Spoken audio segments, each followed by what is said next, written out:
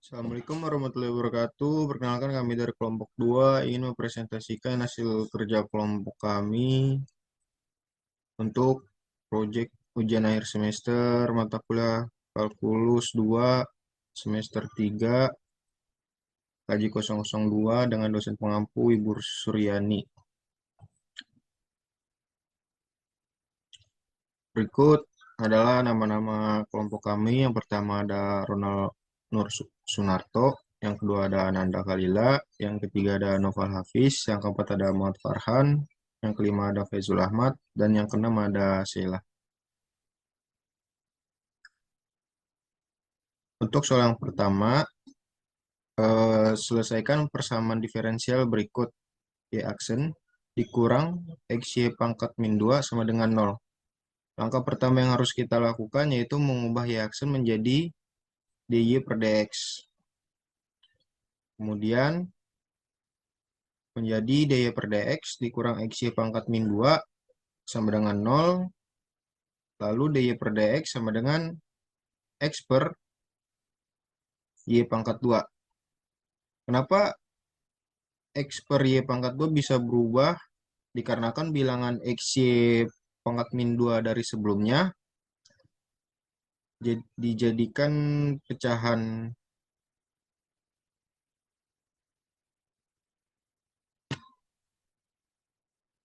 Kemudian kita integralkan menjadi integral Y pangkat 2 DY sama dengan integral X dx. Kemudian dari hasil integral tersebut yaitu Y pangkat 3 per 3 sama dengan X pangkat 2 per 2 plus 3C. Lalu dengan hasil akhir dan dikalikan 3 semuanya menjadi Y pangkat 3 sama dengan 3X pangkat 2 per 2 plus C. Kenapa hasil akhir dari C ini bisa berubah dari sebelumnya yang 3C? Dikarenakan bilangan C tersebut merupakan bilangan konstanta. Selanjutnya akan dijelaskan oleh teman saya. Selesaikan PD berikut. DY per DX sama dengan X plus Y per X. Langkah pertama yaitu mencari integral X plus Y per X dx. Kita masukkan integral X plus Y per X dx sama dengan integral 1 per X dx plus integral 1 per Y dy sama dengan ln X plus integral 1 per Y dy. Kita dapat menggabungkan kedua integral ini menjadi satu fungsi f xy sama dengan ln xy plus gy, di mana gy adalah fungsi dari y saja. Langkah kedua adalah menentukan fungsi gy dengan y dari persamaan di atas, yaitu df per dy sama dengan d per dy dalam kurung ln x y plus gy sama dengan 1 per y. Kita dapat membandingkan dengan persamaan dy per dx yang diberikan. df per dy sama dengan 1 per y sama dengan x plus y per x. Kita dapat menulis fx per y fx, y sama dengan ln x y plus c, di mana c adalah konstanta. Ini adalah solusi eksak dari persamaan diferensial parsial yang diberikan. Kita dapat menemukan solusi yang spesifik dengan menentukan nilai konstanta C dengan menggunakan kondisi awal yang diberikan. Untuk mengecek apakah f x y yang kita temukan benar-benar merupakan fungsi eksak, kita harus mengecek apakah df per dx sama dengan min dg per dy. Lalu kita masukkan df per dx sama dengan d per dx dalam kurung ln x y plus c sama dengan 1 per x, dan dg per dy sama dengan d per dy dalam kurung c sama dengan 0, sehingga df per dx sama dengan min dg per dy sama dengan 1 per x. Jadi fungsi f x y sama dengan ln x y plus c merupakan persamaan eksak dari PD yang diberikan. Nah, selanjutnya kita akan membahas soal nomor 3. Sebelum kita masuk ke pengerjaan soal nomor 3, kita perlu mengetahui persamaan diferensial eksak atau PD eksak. Nah, PD eksak ini memiliki bentuk umumnya yaitu mxy dx plus nxy dy sama dengan 0, di mana do m per do y sama dengan do n per do x. Solusi umum dari persamaan diferensial ini adalah fungsi fxy sama dengan c atau konstanta, di mana fungsi fxy diberikan oleh integral mxy dx plus ry. Nah, nilai ry ini yang akan kita cari. Lalu bagaimana cara mencari ry? Cara mencari ry, kita perlu do fxy per do y sama dengan do per do y integral mxy dx plus dry per dy. Nah, nanti setelah pengerjaan-pengerjaannya kita akan menemukan nilai dari ry-nya. Langsung saja kita masuk ke soal nomor 3, yaitu selesaikan PD berikut. E pangkat y plus 1 cos x dx plus E pangkat y sin x dy sama dengan 0. Pertama-tama kita perlu mengetahui do m per do y-nya sama do n per do x-nya. Nah, kebetulan kita memiliki nilai yang sama, yaitu E pangkat y cos x. Nah, makanya disebut PD eksak. Lalu kita masukkan ke rumusnya, yaitu fxy sama dengan integral mxy dx plus ry. Jadi kita masukkan nilai mxy-nya yaitu E pangkat y plus 1 cos x. Kita masukkan ke dalam sini. Lalu kita integralkan dx-nya. Jadi E pangkat y plus 1 ini tetap karena yang kita integralkan hanya x-nya, dx-nya. Jadi ini cos x, jadi sin x plus ry. Lalu kita mencari nilai dari ry-nya, kita masukkan ke rumus yang tadi, do fxy per do y sama dengan do per do y. Ini kita masukkan E pangkat y plus 1 sin x plus dry dy. Nah, do fxy per do y ini sama dengan nxy. Jadi kita bisa taruh nxy-nya yaitu E pangkat y sin x. Nah, kita taruh juga di sini juga turunan terhadap y-nya. Nah, E pangkat y itu tetap sama, satunya hilang, jadi E pangkat y sin x. Kenapa sin x-nya tidak berubah? Karena sekali lagi ini turunan terhadap y-nya. Plus dry. Nah, dry-nya ini kita dapatkan hasil, kita pindah ruas ya, E pangkat y sin x-nya, jadi E pangkat y sin x kurang E pangkat y sin x sama dengan 0. Nah, hasil dari 0 ini kita substitusi kepada E pangkat y plus 1 sin x plus ry-nya.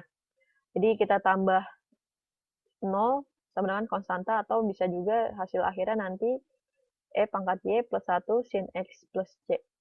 Sama dengan c maksud saya. Ya, terima kasih. Selanjutnya. Halo, perkenalkan nama saya Ronald Sunarto dengan NIM 202108011080 yang akan membahas nomor 4 mengenai persamaan diferensial orde 2. Pertama-tama saya akan menjelaskan syarat-syarat atau teorinya terlebih dahulu. Yang pertama sekarang ini adalah syarat-syarat mencari solusi homogen. Ada 3 syarat. Yang pertama, jika persamaan karakteristik mempunyai 2 akad berbeda, R1 dan R2, maka solusi umumnya adalah YX sama dengan C1E pangkat R1X tambah C2E pangkat R2X. Yang kedua, jika persamaan karakteristik mempunyai hanya 1 akar, maka solusi umumnya adalah YX sama dengan C1E pangkat RX tambah C2X E pangkat RX. Yang ketiga, jika persamaan karakteristik mempunyai dua akar kompleks adalah R1 sama dengan A tambah IB dan R2 sama dengan A kurang IB, YX sama dengan E pangkat AX buka kurung C1 cos BX tambah C2 sin BX. Selanjutnya adalah ini syarat mencari solusi partikular.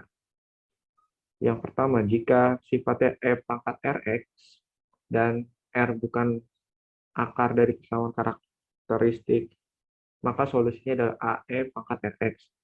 Jika R akar tunggal dari persamaan karakteristik, maka solusinya adalah AX E pangkat Rx. Jika R akar ganda dari persamaan karakteristik, maka solusinya adalah AX kuadrat E pangkat Rx. Lalu jika sifatnya adalah sin Kx, cos X, dan IK bukan akar dari persamaan karakteristik, maka solusinya adalah A cos Kx tambah B sin Kx.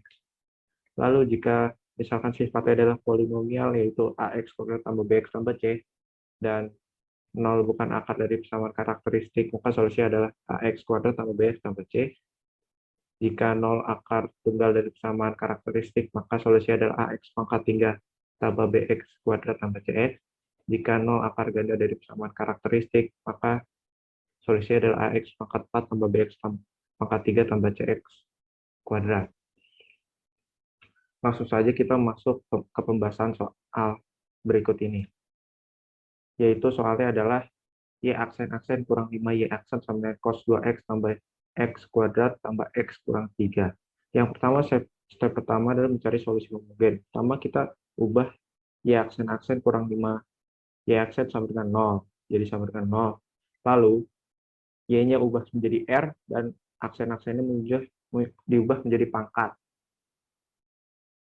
Jadi R kuadrat dikurang 5 R sama dengan 0. Setelah itu kita faktorkan menjadi R buka kurung R kurang 5 tutup kurung sama dengan 10.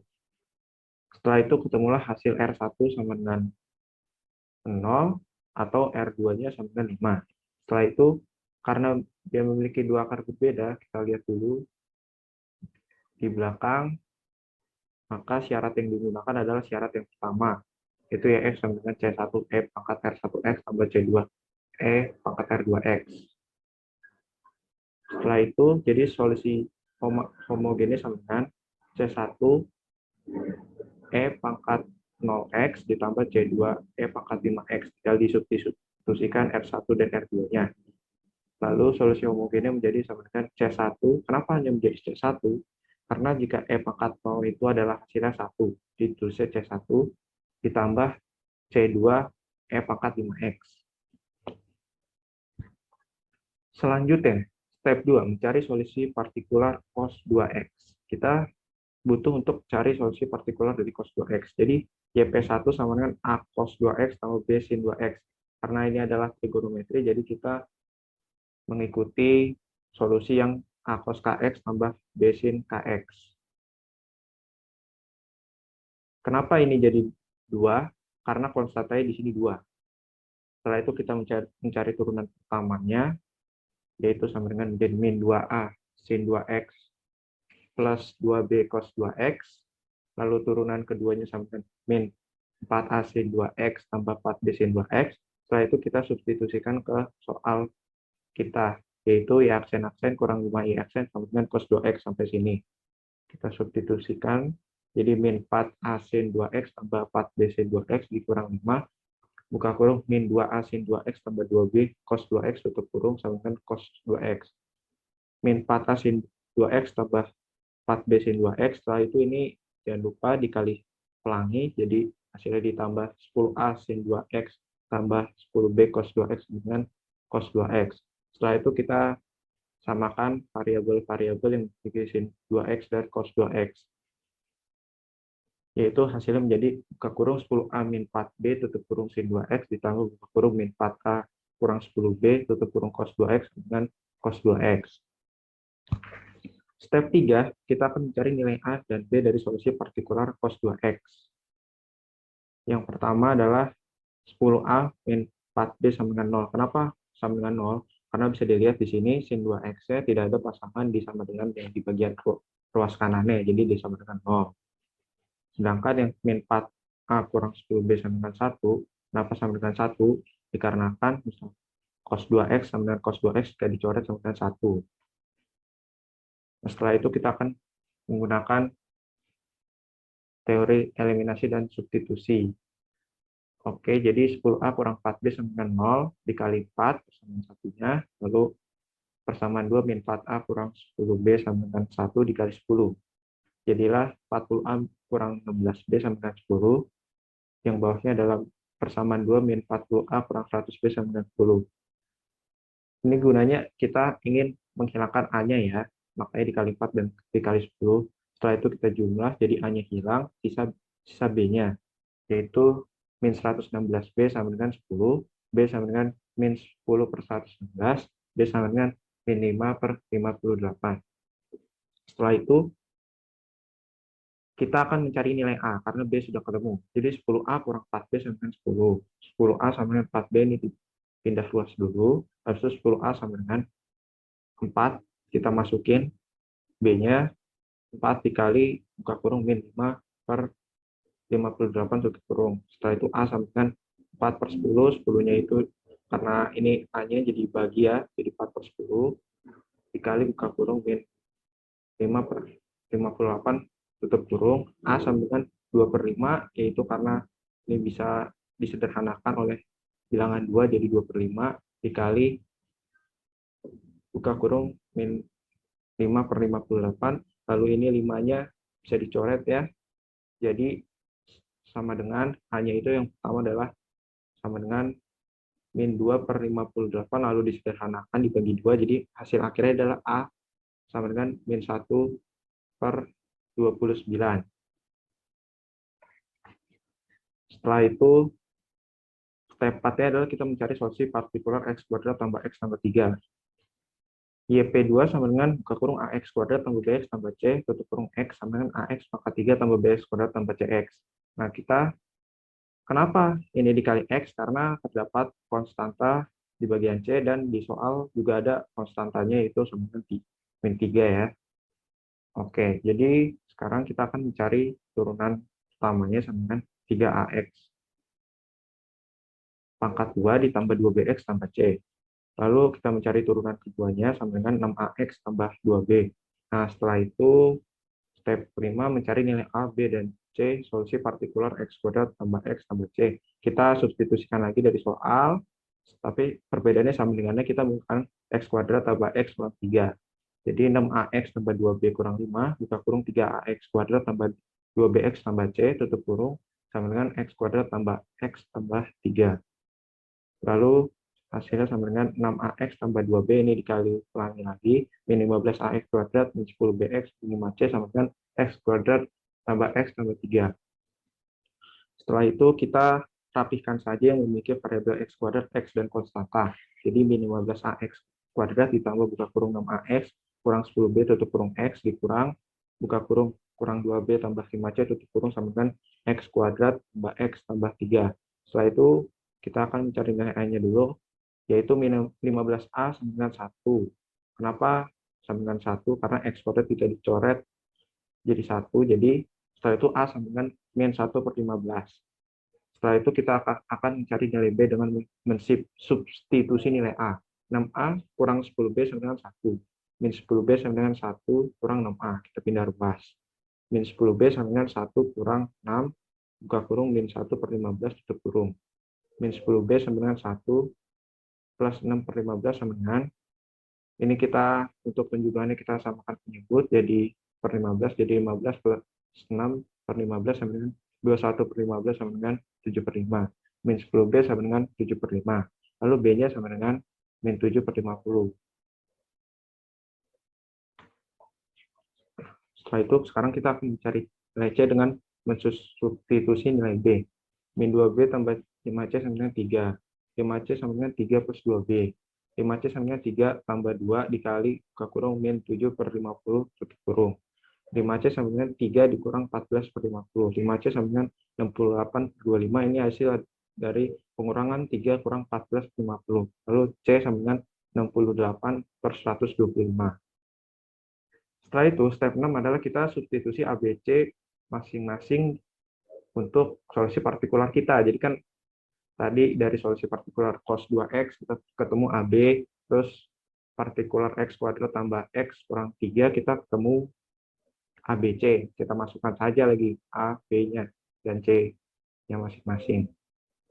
Untuk YP1 sama dengan A-nya kita masukin min 1 per 29 cos 2x ditambah min 5 per 58 sin 2x. Lalu untuk YP2 sama dengan kita masukin A-nya min 1 per 15x pangkat 3 kurang ini B-nya 7 per 50x pangkat 2 tambah ini C-nya 68 per 125x. Setelah itu, jika kita sudah mempunyai semua solusi, kita masukkan dalam PUPD-nya yaitu YX sama dengan solusi homogen ditambah solusi partikular. Jadi YX sama dengan solusi homogen ditambah solusi partikular 1 ditambah solusi partikular 2. Nah, jadi hasil akhirnya adalah YX sama dengan C1 tambah C2E pangkat 5X dikurang 1 per 29 cos 2X dikurang 5 per 58 sin 2X dikurang 1 per 15X pangkat 3 dikurang 7 per 50X pangkat 2 ditambah 68 per 125X. Jadi itu adalah hasil akhir dari persamaan diferensial soal ini.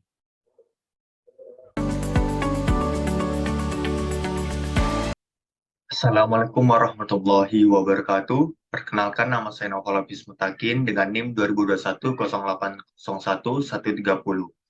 Saya dari kelompok 2 dan akan membahas contoh aplikasi persamaan diferensial, yaitu estimasi jumlah populasi dengan model pertumbuhan eksponensial. Pada tahun 1798, Thomas Malthus membuat sebuah model pertumbuhan penduduk dasar yang terkenal dengan nama model pertumbuhan eksponensial. Untuk mengestimasi populasi makhluk hidup yang memiliki laju pertumbuhan konstan, anggaplah PT melambangkan jumlah populasi yang bertumbuh atau luru. Jika kita asumsikan bahwa PT adalah suatu fungsi yang dapat diturunkan terhadap waktu, sehingga termasuk fungsi yang kontinu, maka asumsikan bahwa dP per dt, laju perubahan jumlah proporsional terhadap jumlah yang ada. Maka dP per dt sama dengan Kn, atau dP per dt kurangi Kp sama dengan 0, di mana K adalah konstanta proporsional. Untuk permasalahan populasi, di mana PT pada kenyataannya adalah variabel diskrit bernilai integer atau bilangan bulat. Asumsi ini tidak tepat. Pada model ini, diasumsikan bahwa populasi bertambah dengan laju pertumbuhan populasi yang sebanding dengan besarnya populasi. Misalkan PT menyatakan jumlah populasi pada saat T atau waktu, dan K menyatakan laju pertumbuhan populasi, maka model populasi eksponensial dinyatakan dalam bentuk sebagai berikut. dP per dt sama dengan K PT, yang mana merupakan persamaan diferensial separabel, sehingga kita dapat mencari solusi umumnya sebagai berikut. Integral dP per P sama dengan integral K kali dt, ln PT sama dengan KT plus C. E pangkat ln PT sama dengan E pangkat KT plus C. PT sama dengan E pangkat KT plus C.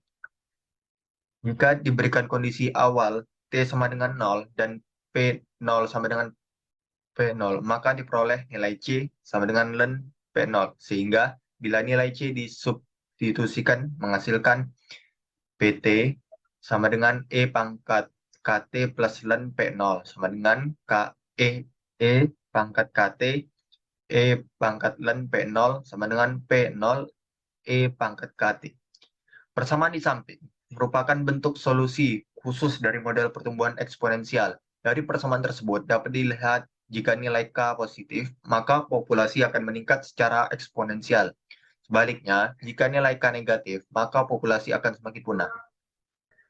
Contoh, dari tabel di atas, terlihat bahwa sejak tahun 2010 hingga 2015, jumlah penduduk kota tersebut mengalami kenaikan. Secara umum, jika kita bandingkan jumlah penduduk pada awal tahun dan akhir tahun, maka telah terjadi kenaikan jumlah penduduk di kota tersebut. Berikut estimasi jumlah populasi dengan penyelesaian menggunakan perhitungan model pertumbuhan eksponensial. Dalam hal ini, kita bisa menggunakan konsep dN per dt min Kp sama dengan 0. Dengan terlebih dahulu mencari nilai K. dan anggaplah jumlah penduduk pada tahun 2010 adalah nilai P0 atau populasi awal. Dan PT melambangkan jumlah penduduk setelah T tahun dari tahun 2010. Dengan demikian, dapat juga dinyatakan sebagai berikut.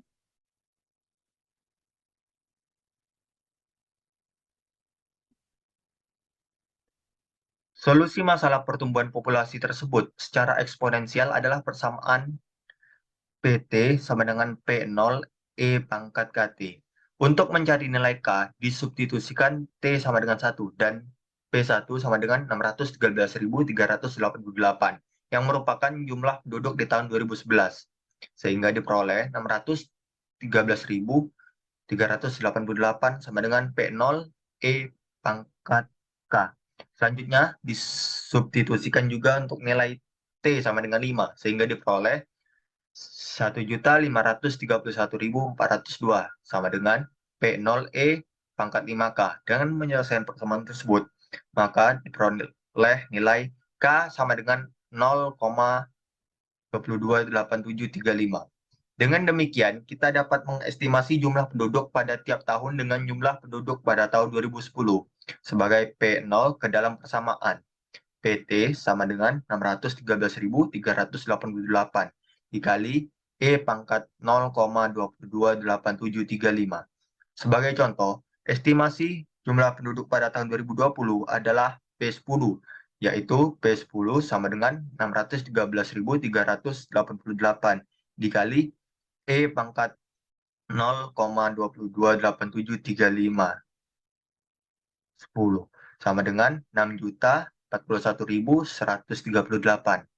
Jadi, estimasi jumlah penduduk kota tersebut pada tahun 2020 dengan menggunakan model eksponensial adalah sekitar 6.041.138 jiwa. Baik, sekian dari saya. Bila ada salah kata atau ucap, saya mohon maaf. Saya akhiri. Wabillahi taufiq wal hidayah. Wassalamualaikum warahmatullahi wabarakatuh.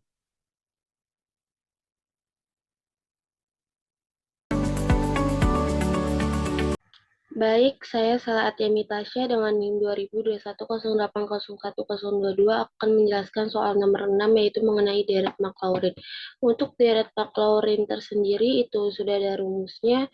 Seperti yang kita ketahui rumusnya itu seperti yang ini. Ini merupakan rumus dari deret Maclaurin.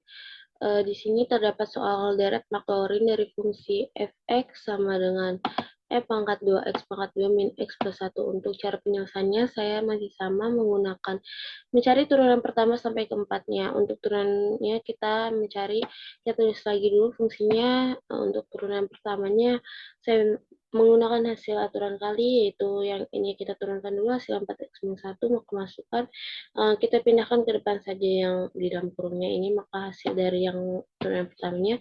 Yang keduanya sama masih menggunakan aturan hasil kali, tapi saya misalkan yang U-nya itu yang ini, dan yang V-nya itu yang ini. Maka setelah itu U aksennya adalah 4 karena turun dari 4x min 1 itu 4. V aksennya itu 4x min 1 dikali F pangkat 2x pangkat 2 min x plus 1 karena turun dari yang V tersebut. Lalu kita masukkan ke dalam rumusnya itu U aksen dikali V ditambah U dikali V aksen. Masukkan yang tadi sudah kita ketemui U aksen, V, dan V aksennya. Setelah itu mendapatkan hasil ini. Ini merupakan hasil dari turunan keduanya. Selanjutnya kita mencari turunan ketiganya. Untuk turunan ketiganya saya masih sama, yaitu menggunakan aturan hasil kali. Di sini saya memisahkan U-nya adalah yang 4x. Di sini saya memisahkan U-nya adalah yang 4x min 1 pangkat 2. Di sini U-nya yang 4x min 1 pangkat 2 plus 4. Maka turunannya adalah 2 kali 4x min 1 dikali 4, 4 kali 2, 8, 4x min 1 itu dalam kurung. V-nya kita yang E pangkat 2x kuadrat min x plus 1, maka V aksennya sama seperti tadi. Lalu kita masukkan lagi ke dalam rumus. Setelah masukkan dalam rumus, kita sederhanakan, maka ini hasil dari turunan ketiganya. Dan turunan keempatnya, saya masih sama juga menggunakan aturan hasil kali. U-nya saya memisahkan yang ini, dan dan V-nya saya masih sama, misalkan yang E. U aksennya kita turunkan, maka menjadi 3 dikali 4x minus 1 kuadrat, dikali 4 ditambah 48, 4 kali 3 pindah ke 8, ke depan yaitu 12 dikali 4x minus 1 kuadrat tambah 48, V aksennya masih sama, menjadi 4x minus 1 dikali E pangkat 2x kuadrat min x plus 1. Rumusnya masih sama dan masih kita masukkan lagi dari hasil yang tadi sudah kita dapat temui. Lalu ini merupakan hasil akhir dari turunan keempatnya. Setelah itu kita maka mencari, kita substitusikan hasil turunan yang tadi sudah kita cari, yang sudah kita dapatkan ke dalam F0. Karena tadi kan dalam bentuk fx ini dalam bentuk F0 gitu. Jadi di sini fx-nya kan pangkat 2x kuadrat min x plus 1. Jadi semua x-nya kita ganti jadi 0, maka jadi pangkat 2 dikali 0 pangkat 2 min 0 plus 1, maka hasilnya pangkat 1. Untuk yang turunan pertamanya juga kita masukkan aksen x-nya, setelah itu kita ganti semua x-nya dengan 0. Setelah dapat untuk turunan pertamanya yang 0 min pangkat 1, yang kedua pun masih sama, kita masukkan yang tadi sudah kita dapat, x-nya kita ganti 0, maka kita dapatkan 5 pangkat 1. Untuk turunan ketiganya pun masih sama, kita tulis lagi, terus x-nya kita ganti 0, maka turunan ketiganya dapat min 13 pangkat 1, turunan keempatnya pun masih sama, kita tulis, terus kita masukkan, x-nya ganti 0, setelah itu kita dapat 73 pangkat 1.